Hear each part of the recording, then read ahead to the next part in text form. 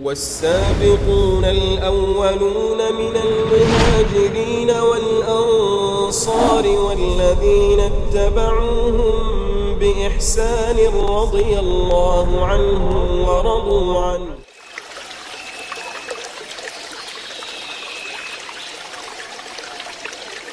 وأشهد أن محمدًا عبده ورسوله صلى الله عليه وعلى آله وصحبه وسلم تسليما كثيرا. يقول ربنا جل وعلا في القرآن الكريم: يا أيها الذين آمنوا اتقوا الله حق تقاته ولا تموتن إلا وأنتم مسلمون. Amma ba'd. Hadirin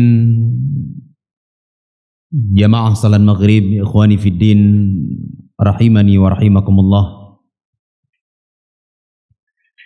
Alhamdulillah, merupakan sebuah nikmah yang sangat besar dan merupakan anugerah yang sangat agung yang Allah tabaraka wa ta'ala berikan kepada kita,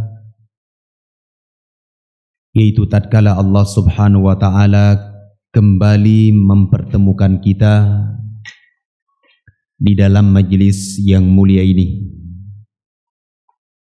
di salah satu dari majlis-majlis ilmu, di salah satu dari rumah Allah tabaraka wa ta'ala. Wallahi demi Allah, jamaah yang saya muliakan, ini merupakan nikmat yang sangat besar yang gak mungkin kita bisa beli dengan harta kita, uang kita, jabatan kita. Tidak akan mungkin bisa. Bahkan disebutkan oleh para ulama di dalam beberapa ucapan mereka dan nasihat mereka, mereka mengatakan, "Lau alimal muluk wa abna'ul muluk ala ma nahnu fihi minal ilm lajalladuna bisuyufihim au kama qalu rahimahumullah." Disebutkan oleh mereka, kalau seandainya para raja tahu, demikian pula anak-anak raja tahu akan sebuah kenikmatan yang ada di dalam majlis ilmu, maka niscaya mereka akan menebas kita, memukul kita dengan pedang-pedang mereka, lalu mereka rampas nikmat ilmu yang ada pada diri kita. Namun jamaah yang saya muliakan, sekali lagi kita katakan, sebagaimana yang kita terangkan tadi, bahwa nikmat duduk di majelis ilmu itu nggak bisa kita beli dengan harta kita. Buktinya apa? Banyak saudara-saudara kita muslimin punya harta yang banyak, namun dia nggak bisa duduk di majelis ilmu. Dan juga nggak bisa dibeli dengan jabatan kita, tidak bisa. Setinggi apapun jabatan kita, kita nggak akan bisa beli nikmat menuntut ilmu itu. Buktinya sekian banyak para raja, para pemimpin, orang-orang yang punya kedudukan tinggi, namun tidak ada ataupun sedikit di antara mereka yang diberi kesempatan oleh Allah Azza wa Jalla untuk duduk di majelis ilmu. Sehingga dari sini kita bisa pahami dan kita bisa meyakini seyakin-yakinnya bahwa yang namanya menuntut ilmu itu adalah fadlun minallah, keutamaan dari Allah Subhanahu wa ta'ala, yu'tihi man yasha, di mana Allah Azza wa Jalla berikan keutamaan menuntut ilmu tersebut kepada siapa yang dikehendaki oleh Allah Subhanahu wa taala. Tidak semua orang mendapatkan. Tidak semua orang yang berteman dengan kita dapat menghadiri majelis ilmu. Namun jamaah yang saya muliakan, yang akan mendapatkan itu adalah orang-orang yang dipilih oleh Allah Azza wa Jalla, orang-orang yang memang Allah Subhanahu wa taala kehendaki untuk mereka keutamaan tersebut. Alhamdulillah, Allah Azza wa Jalla golongkan kita di malam yang mulia ini bagian dari orang-orang yang diberikan keutamaan tersebut. Tidak ada yang kita mohon dan kita minta kepada Allah Azza wa Jalla kecuali supaya Allah Subhanahu wa taala kokohkan kita dan Allah istiqamahkan kita di atas talabul ilmi sampai ajal menjemput kita. Amin ya rabbal alamin. Baik hadirin jamaah salat maghrib yang dimuliakan oleh Allah Subhanahu wa taala. Alhamdulillah kita masih di dalam pembahasan sirah an-nabawiyah. Sirah perjalanan dari kehidupan baginda Rasulullah sallallahu alaihi wa ala alihi wa sahbihi wasallam. Dan pada pertemuan yang terakhir kita telah terangkan beberapa pembagian orang-orang Arab. Telah kita terangkan pada pertemuan yang lalu. Adapun pada pertemuan malam hari ini insyaallah kita akan sebutkan diyanat al-Arab, agama atau kondisi agama orang Arab di zaman dahulu sebelum diutusnya Rasulullah sallallahu alaihi wa ala alihi wa sahbihi wasallam. Dan kalau kita menyinggung tentang Arab, berarti yang kita pahami di sini adalah al-Arab yang mereka adalah keturunannya Nabiullah Ismail ibnu Ibrahim alaihima as-salatu wassalam. Baik, qala rahimahullahu ta'ala, kana mu'adham al-Arab ittaba'u da'wata Ismail alaihi salam hina da'ahum ila dini abihi Ibrahim alaihi salam, fakanat ta'budullaha wa tuwahhiduh wa tudinu bidinihi. Jemaah yang saya muliakan, beliau menerangkan bahwa dahulu kebanyakan dari orang-orang Arab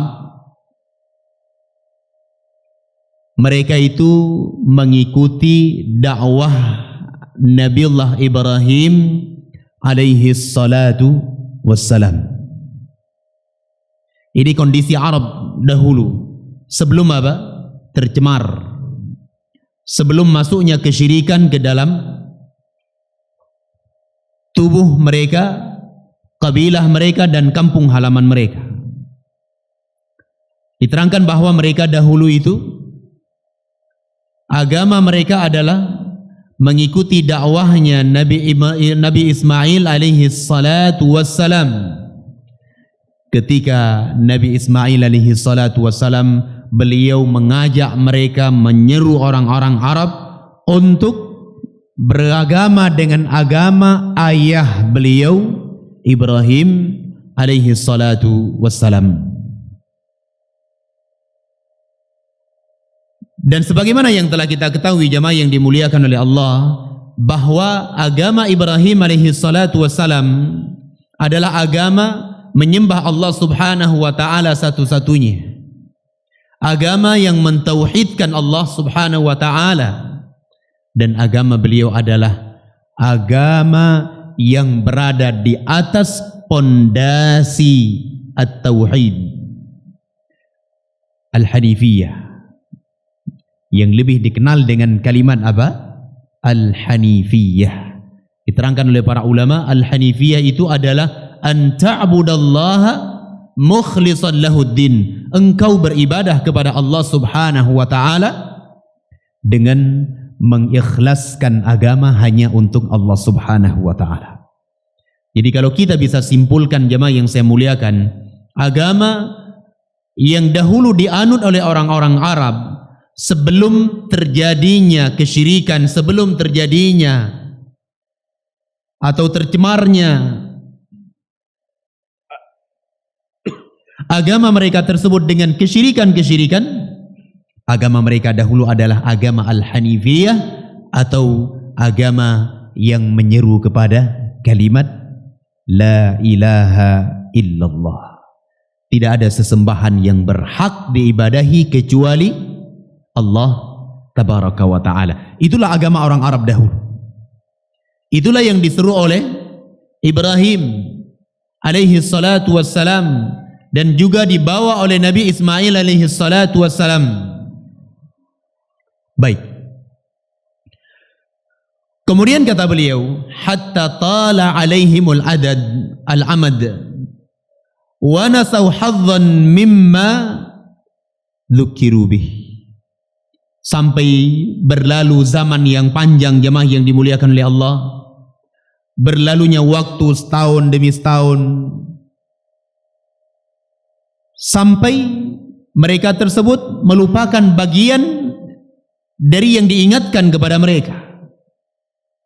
Lupa mereka bahwa agama yang diseru oleh nenek moyang mereka, diseru oleh Nabi Ibrahim alaihi assalatu wassalam adalah agama tauhid. Ya. Dengan berjalannya waktu, tentunya jemaah yang dimuliakan oleh Allah, penyebab yang paling terbesar adalah ketika ilmu dilupakan. Ketika ilmu dilupakan, ilmu dibiarkan, ilmu tidak lagi serius dipelajari. Tidak lagi nampak halaqah-halaqah ilmu yang mendidik mereka tentang tauhid tersebut. Yeah. Illa annahum baqiya fihim at-tauhid wa iddatu sya'aira min dini Ibrahim.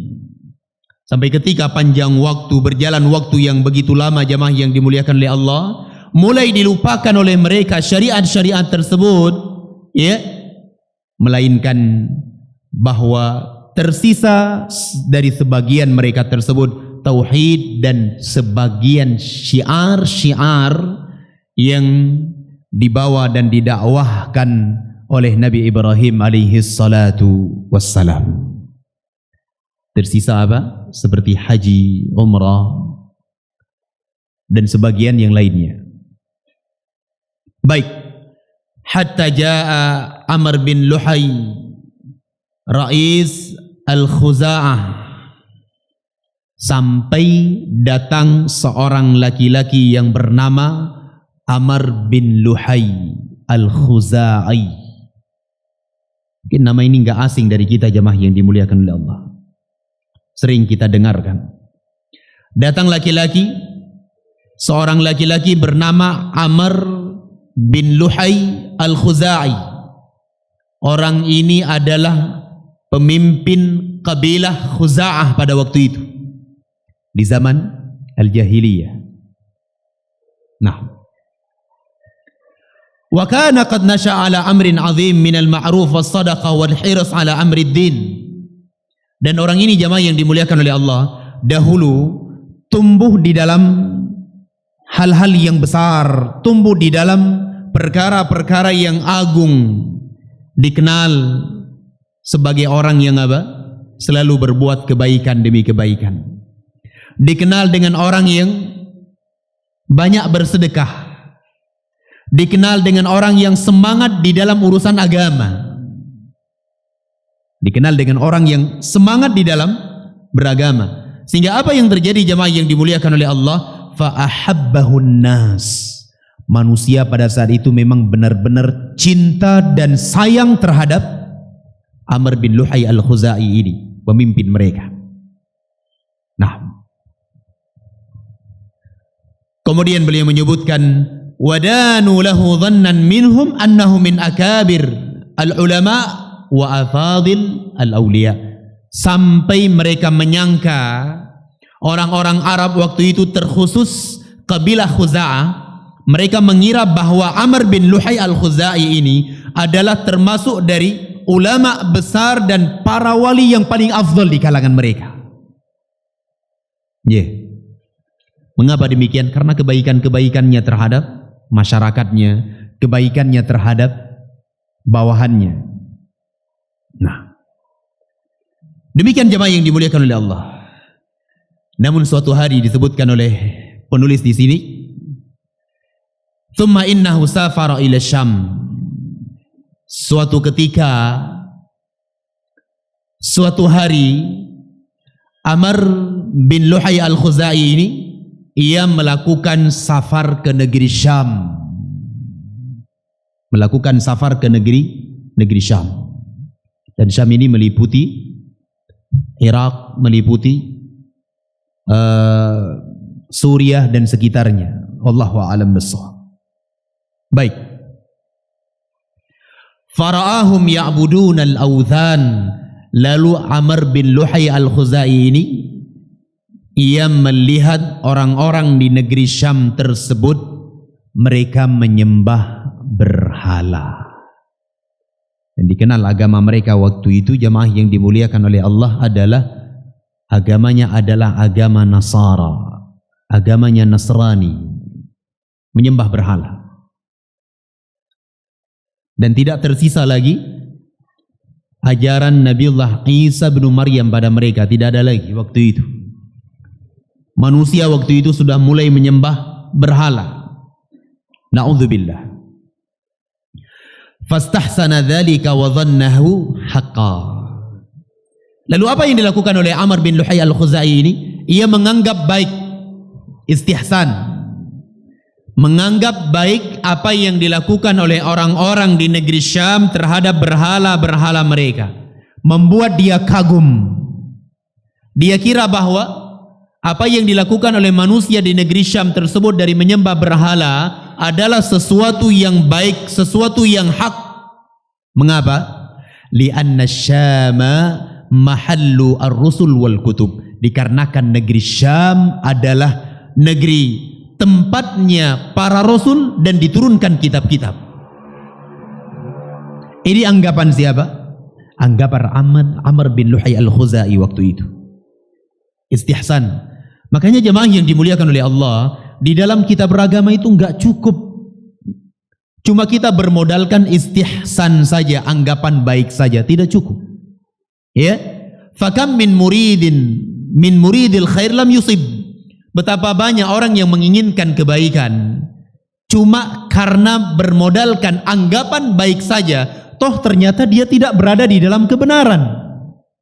Gak benar dia, terjatuh ke dalam kesalahan, sehingga tidak cukup anggapan baik saja di dalam beragama. Agama itu butuh dalil, agama itu butuh bimbingan.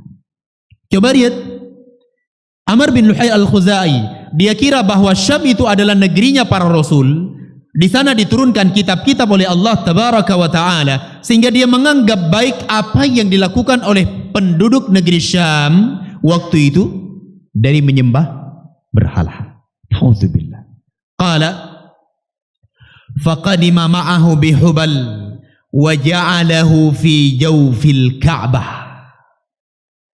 Sehingga Amr bin Luhai al-Khuzai dia membeli salah satu berhala dari penduduk Syam yang dinamakan dengan berhala Hubal. Ya, lalu dibawa ke Mekah dan diletakkan di dalam Al-Ka'bah. Diletakkan di dalam Ka'bah. Wada'a ahla Makkah ila syirki billah fa'ajabu. Lalu dia ajak orang-orang Arab, terkhusus ahlu Mekah, jemaah yang dimuliakan oleh Allah, untuk menyekutukan Allah subhanahu wa ta'ala dan beribadah kepada berhala Hubal itu. Apa yang terjadi? Fa'ajabuhu. Lalu mereka menyambut panggilan dan ajakan Amr bin Luhai al-Khuzai. Nah, maka itu jemaah yang dimuliakan oleh Allah subhanahu wa ta'ala, ya, penting yang namanya kebaikan-kebaikan, penting yang namanya banyak membantu saudara-saudara kita muslimin, saling memberikan hadiah, minimalnya kita memperbanyak salam kepada mereka. Karena ketika kita dilihat baik oleh seseorang, ketika kita dinilai baik oleh sebagian ataupun masyarakat di tempat kita, akan mudah bagi mereka untuk apa? Menyambut dakwah tauhid, dakwatus sunnah yang kita sampaikan. Ketika mereka sudah cinta jamaah yang dimuliakan oleh Allah. Baik. Jamaah yang dimuliakan oleh Allah Subhanahu wa taala, mulailah pada saat itu berhala Hubal tersebut disembah, diibadahi oleh orang-orang Arab, sehingga terjadilah kesyirikan di bumi Arab, terkotorilah agama Ibrahim alaihi salatu wassalam dengan perbuatan kesyirikan tersebut. Dan yang namanya sebuah kesyirikan ketika dibiarkan jemaah yang dimuliakan oleh Allah akan melahirkan amalan-amalan syirik yang lainnya, terus akan bergulir seperti itu. Baik. Qala wa min aqdami asnamihim manatun. Kemudian disebutkan oleh penulis di dalam kitab beliau Al-Rahiqul Makhtum ini bahwa di antara berhala yang paling besar, berhala yang paling dipuja oleh mereka adalah berhala yang dinamakan dengan Manah. Kanat bil mushallal ala sahili al-bahr al-ahmar bil qurbi min Qudaid. Manah ini jamaah yang saya muliakan, tempatnya adalah di sesuatu tempat yang dinamakan dengan mushallal, terletak di dekat Laut Merah, dekat dengan Qudaid. Dahulu orang-orang Arab mereka menyembahnya, Al-Manah. Salah satu berhala yang Allah sebutkan di dalam Al-Quranul Karim, afara'aitumul Lata wal Uzza wa manata tsalitsatal ukhra. Iya. Ini termasuk berhala mereka yang sangat besar waktu itu, dipuja.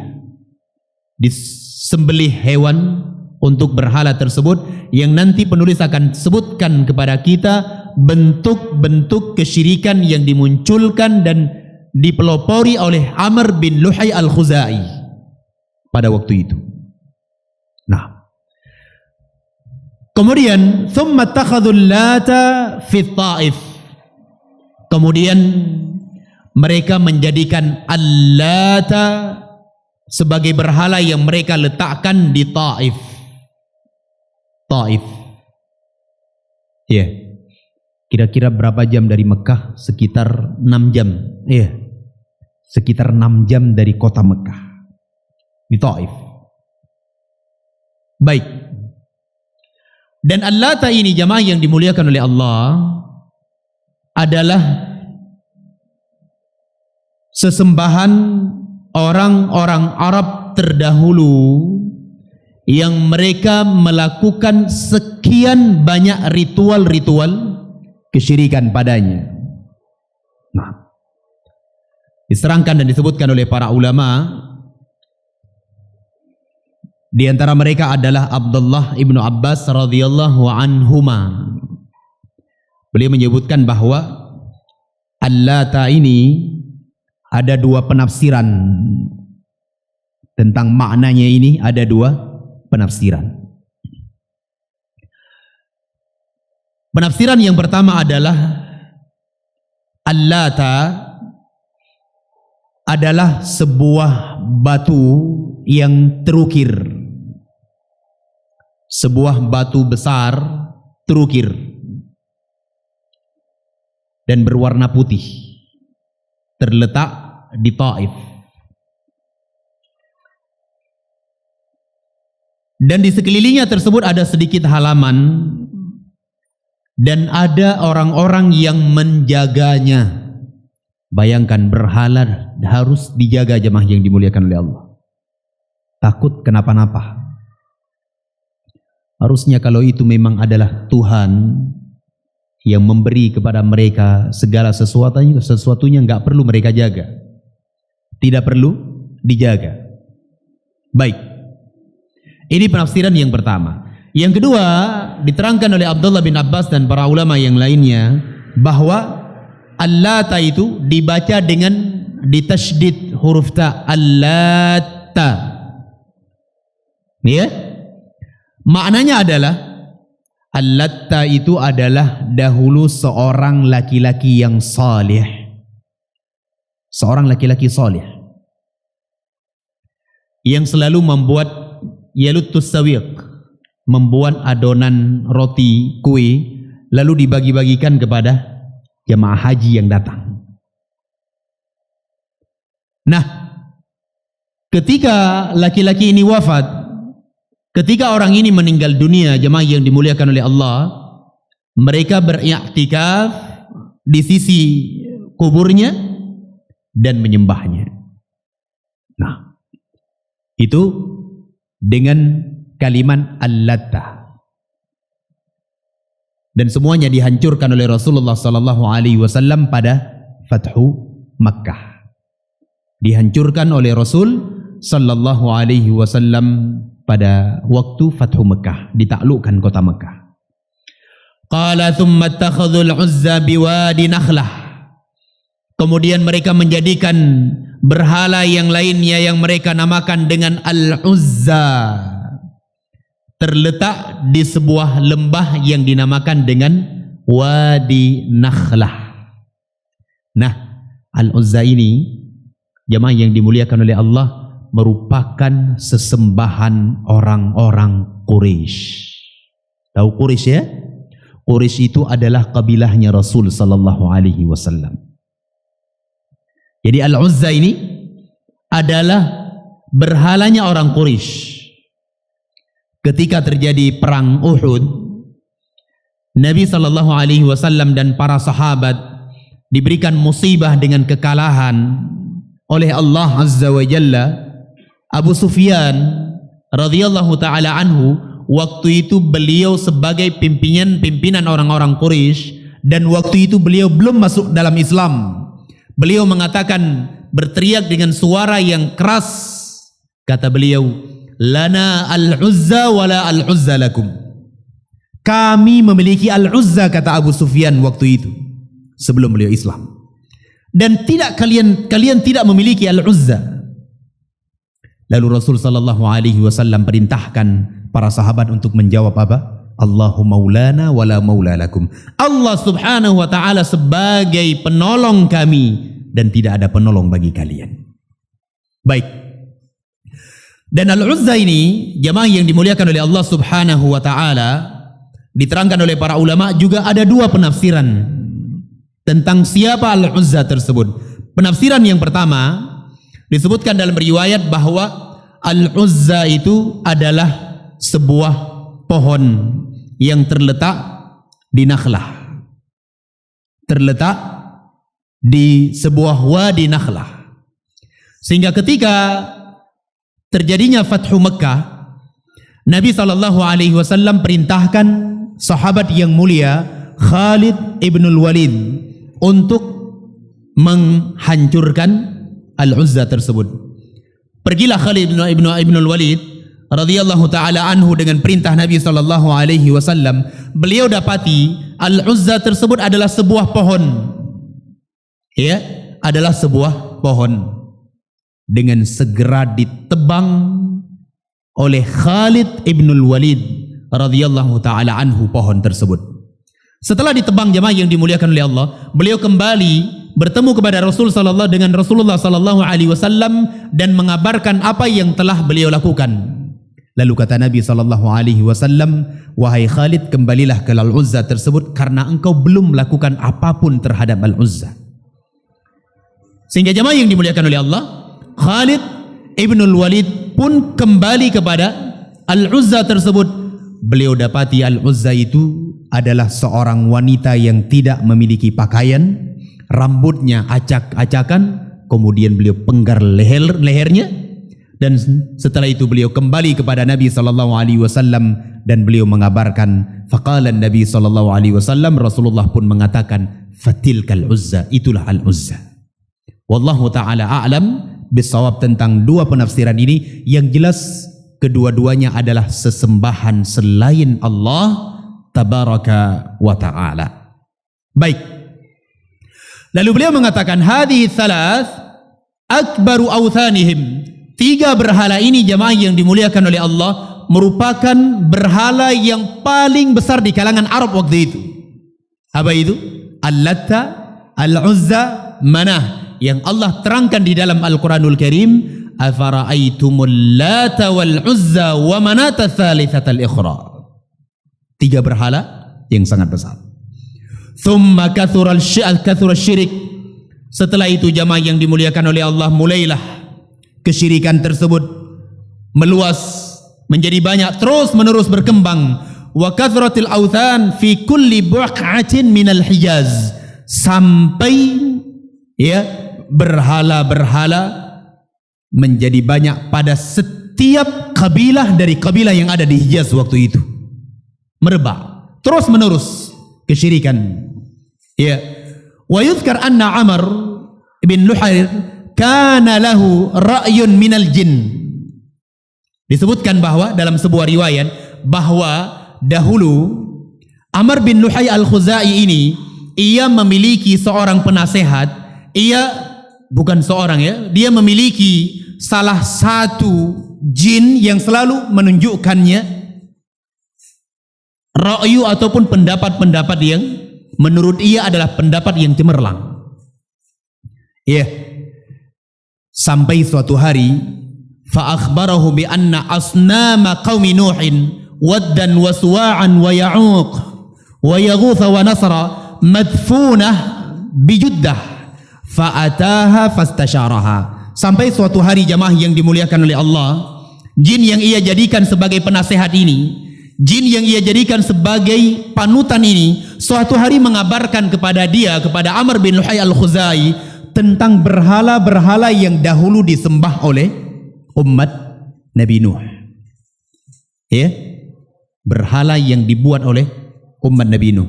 Waddun, Suwa'un, Yaghuth, Ya'uq, wa Nasr. Allah sebutkan pula di dalam Al-Quranul Karim. Ya, dikabarkan oleh jin tersebut bahwa berhala-berhala itu sudah terkubur di tempat yang dinamakan dengan Jeddah. Ya, tidak asing, Jeddah. Ya, ibu kota Arab Saudi dahulu sebelum dipindah ke Riyadh. Fa'ataha, lalu Amr bin Luhai al-Khuzai mendatangi tempat tersebut dan diangkatlah berhala-berhala itu. Nah, habis waktu ya. Nah, naktafi bihadza. La bas, insyaallah kita lanjutkan pada pertemuan yang akan datang biidznillah taala.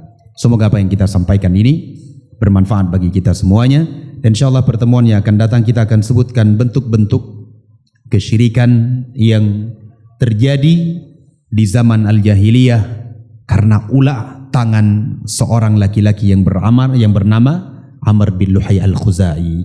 Wallahu a'lam bishawab. Subhanakallahumma wa bihamdika asyhadu an la ilaha illa ant astaghfiruka wa atubu ilaik. Wa sallallahu ala nabiyyina Muhammadin wa ala alihi wa ashabihi ajmain walhamdulillahi rabbil alamin. Assalamualaikum warahmatullahi wabarakatuh.